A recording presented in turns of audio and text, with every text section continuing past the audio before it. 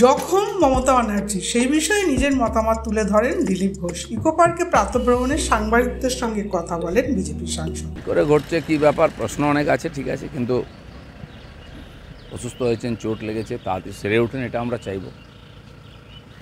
এখন বহু লোক বহু প্রশ্ন করছেন।